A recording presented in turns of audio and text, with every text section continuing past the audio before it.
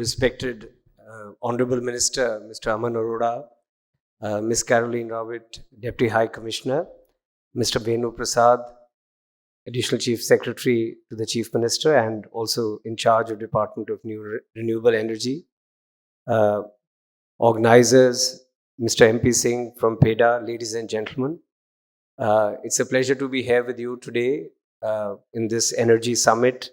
And as an opening speaker, I think it's my job really to set the context for what the discussions hereafter will follow. Sustainable energy, as I think all of you can well relate, simply refers to an energy ecosystem which does not compromise the interest of posterity while fulfilling the needs of the present.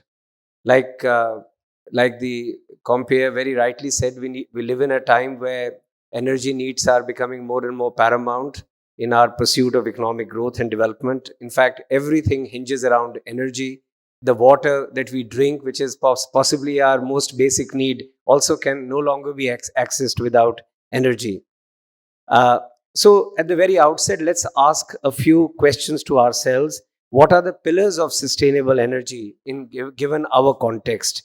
The answer could be somewhat as follows. Number one, easy availability of power.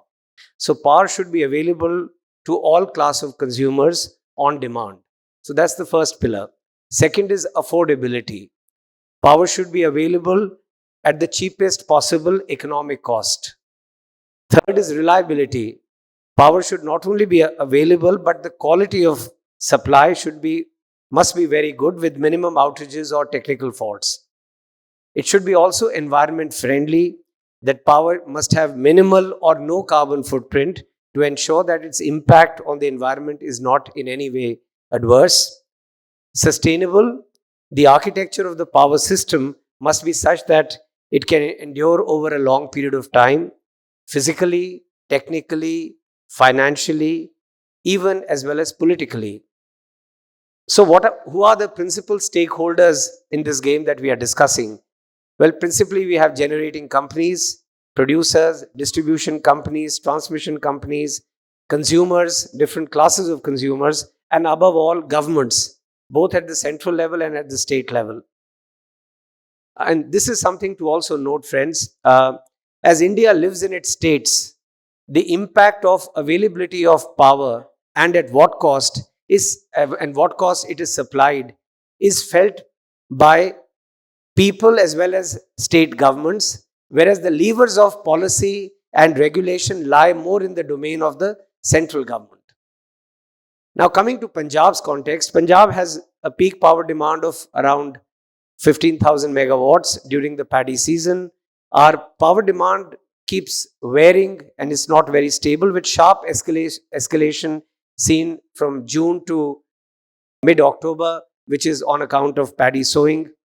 Last year, our peak power demand was 14,311 megawatts. Even though this peak is for a very short period in the day, it could be for 15 minutes, half an hour, the state is required to make provision for it, which often comes at a cost. Most other states in the country have a relatively more flatter power graph and making their power management slightly easier.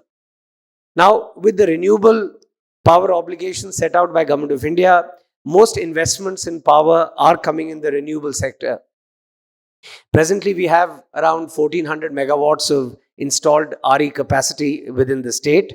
Both PEDA and PSPCL are in the process of provisioning, enhancing our internal capacity in solar, mini hydel, biomass and other things.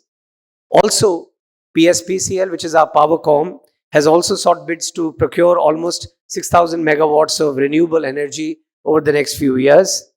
Of this, we are working to source around 3,000 megawatts of renewable energy round the clock, RERTC as it is called, through the Solar Energy Corporation of India in partnership with the state of Madhya Pradesh, with whom we have a complementarity in our demand. I'm sure Honorable Minister and ACS Renewable Energy will be dwelling more on this.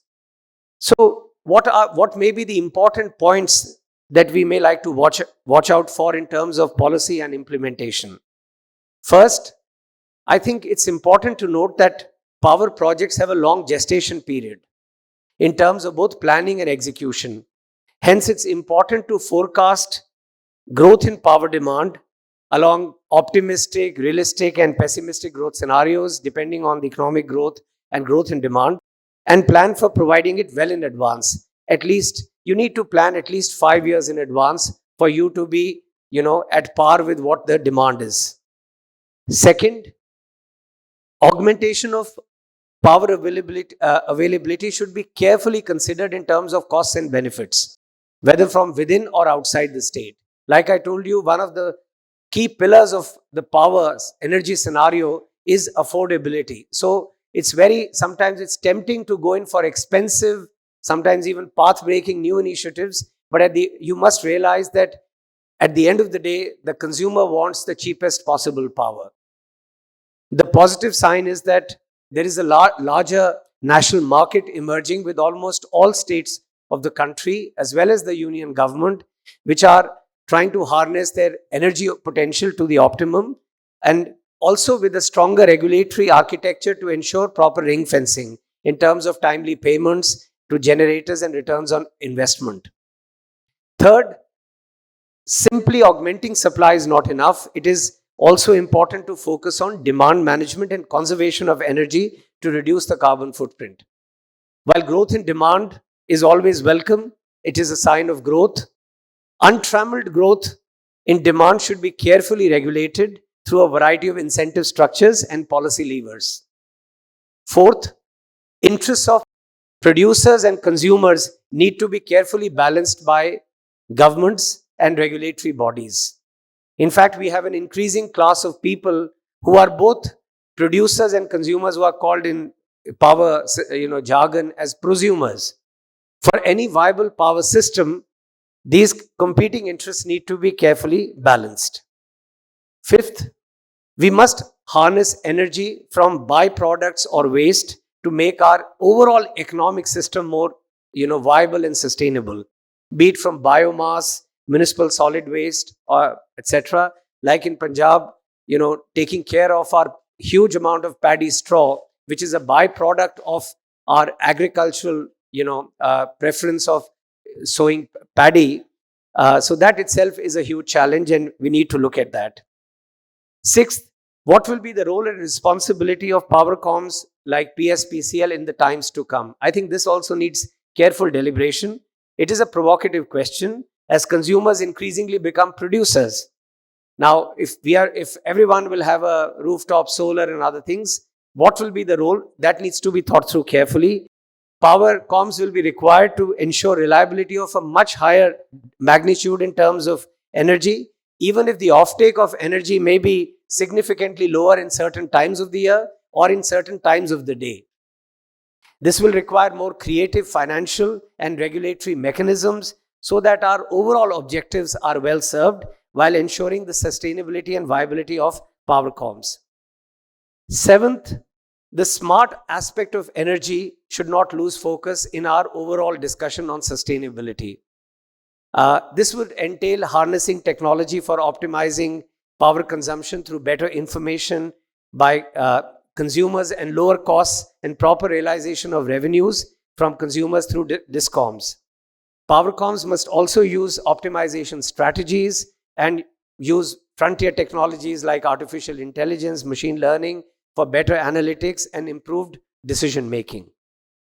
Last but importantly, power sector is a complex sector with a lot of nuances. However, and rightly so, because it touches the life of all citizens in the country, there is a natural tendency to form opinions, even though they may not be most well informed. Are we doing well or are we doing badly, everyone? So therefore, there's always this risk of, perceptions not based on reality and evidence influencing popular debate. It is therefore imperative that everyone remain reasonably well informed about developments in the power sector and eschew this tendency of ill-informed opinions dominating public discourse for a stable and sustainable energy sector in the long run. I'm also happy to inform, and maybe some of the speakers may dwell more on this, that with the assistance of GIZ, PEDA has recently prepared a Punjab Energy Action Plan on focusing on renewable energy as a guiding policy document. For those who are more interested, it may be very useful to go through it because it's for better perspective, it's fairly well done. As I conclude, may I thank the organizers, Mr. Gupta and his team, for inviting me to share some of my thoughts on this important subject. I wish this summit all the success.